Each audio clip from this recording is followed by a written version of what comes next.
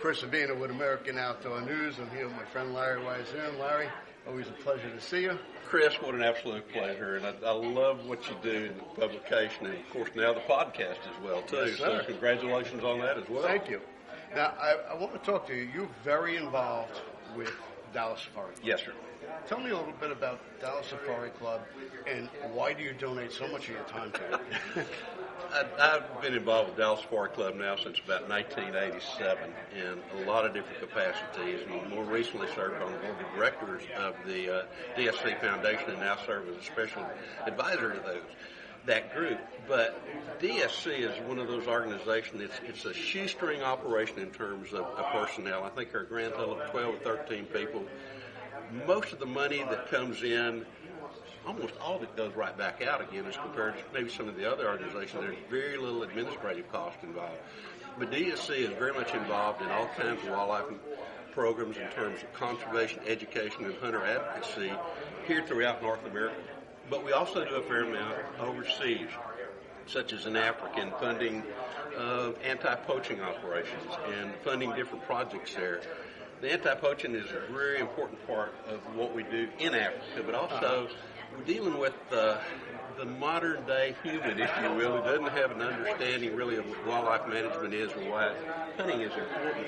So we deal with a lot of that, and there are policies being created in Africa, and we're fighting those there. And mainly because we want to stop them there before they come here. So DSC is very much a wildlife conservation organization based of membership across the world, if you will, with chapters. I think we have 13 total chapters right now here in the U.S., and we're growing that. And one of the beauties of the chapters is we're here today at the Northeast chapter.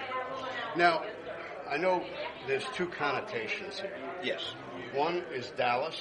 Yes. The other is Safari. Yes.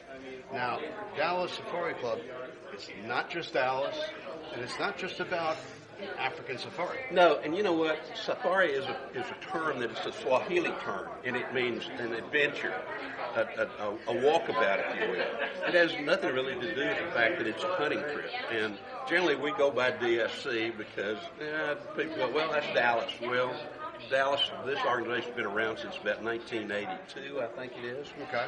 And it's continually growing, but most of our members, and we've got substantial members, I would say that probably 80 to 85% or more will have never gone to Africa and probably don't have any desire to go to Africa. So that safari is a little bit of a wrong connotation, if you will, when you look at it from an African perspective, because primarily it simply means getting out on an adventure.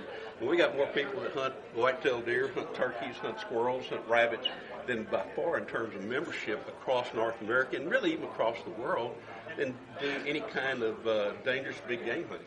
Although we do have a few of those.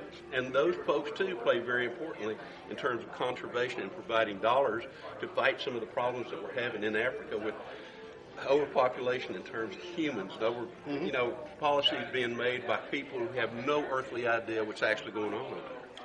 So, you do as well, DSC right. does as much conservation here in the U.S. and North America as it does overseas. Oh, we do considerably more actually here in North America than we do anyplace else.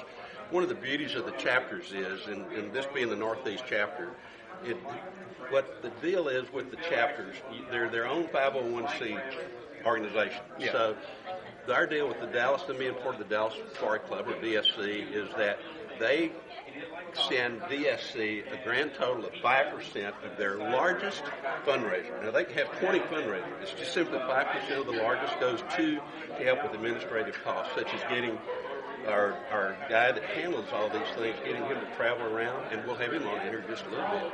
75% of the money raised, net profit by that organization in that one fundraiser, and they can have several, but it's only one of them, they use to whatever they want to in terms of projects in their area. 20% of it goes to the DSC Foundation, but that 20% that goes to the DSC Foundation, the local chapter determines where that money goes to. So when you get right down to it, the chapters are in control of 95% of their income on that one fundraiser. Now, if they have another fundraiser and it comes close, all that money stays with the chapters. Okay, and I know here in the Northeast chapter, we do quite a bit with local organizations, Yes. Youth education, local conservation. We even send some kids to outdoor summer camps. Yes, sir. As well. And a lot of the chapters do the same thing. You know, in almost every area there's a pet project that's going on, and it may have to do with 4-H, or it may have to do with a local youth organization, or getting kids into the outdoors. Some of the chapters are very much devoted to getting as many people outdoors as they can, and this chapter is very important to that.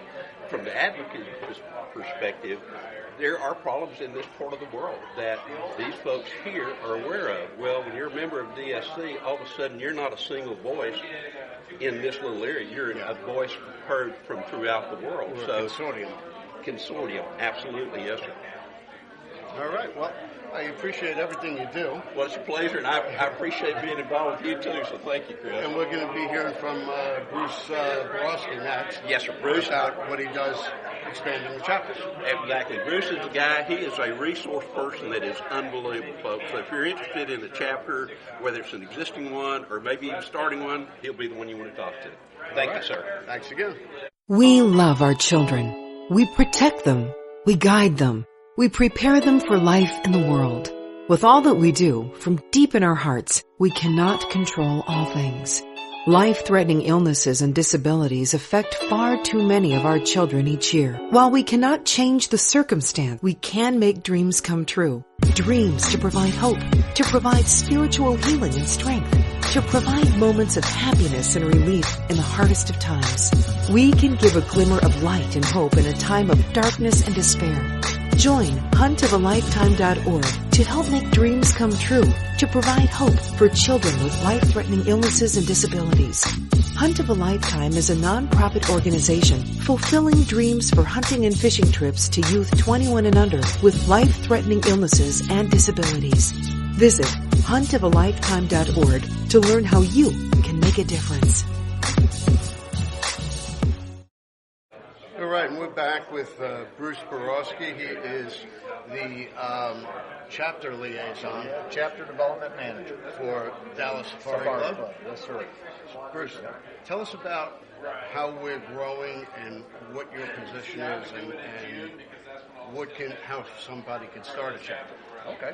So Dallas Safari Club is growing right now, and that's what we're going to do. Right now we have 13 chapters all throughout the U.S., and we're looking at growing international as well. So what we're doing is my job as chapter development manager, is to start new chapters, but also help the existing chapters, right?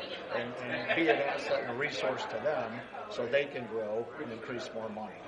And the biggest difference with DSC compared to some of the others is 75% of the net proceeds for the largest fundraising event stays locally with the chapter. Okay. Another 20% of that event, they're able to tell DSC Foundation where they want that money spent. So the foundation has certain causes. There's 5 or 6 of them, but so 95% of that money, the chapter, the board of directors actually decides where they want that money spent. Okay. And each chapter for us, they're their own 501c3 and 501c4. So they're affiliated with DSC, but they don't have to be under DSC, right? So that way they have that ability to choose exactly where they want everything to go. Well, I want to reiterate the point that Dallas and Safari doesn't necessarily mean that it's limited to Dallas, and it's not limited to being overseas in a safari. I know here in the Northeast chapter, we try to keep all of our focus locally as far as our conservation efforts and our youth education efforts. And I know many of the chapters across the country are of the same state of mind. How many chapters do we have right now? Right now we have 13 chapters all across the U.S. And now we're looking to grow. DSC has decided that it's time, right? We want to grow. And for us, it's not about DSC. It's exactly like you said. We're here to help locally. Right? So like in the Northeast chapter, and getting youth involved in the education, that's huge, right? So other chapters, it's whether it's education, conservation, or advocacy, and each state's different. Like out in Colorado, with the stuff going on, they're trying to stop mountain lion hunting and cat hunting with the hounds, and in Utah, they're talking about trail cameras. So some of that advocacy is really big, and that's where they want to focus on. But other chapters, it's about really helping the youth and getting the youth outdoors. And, they're buying track wheelchairs, and they're giving them to the youth that way, and they're getting them outdoors, and they're taking youth on hunts.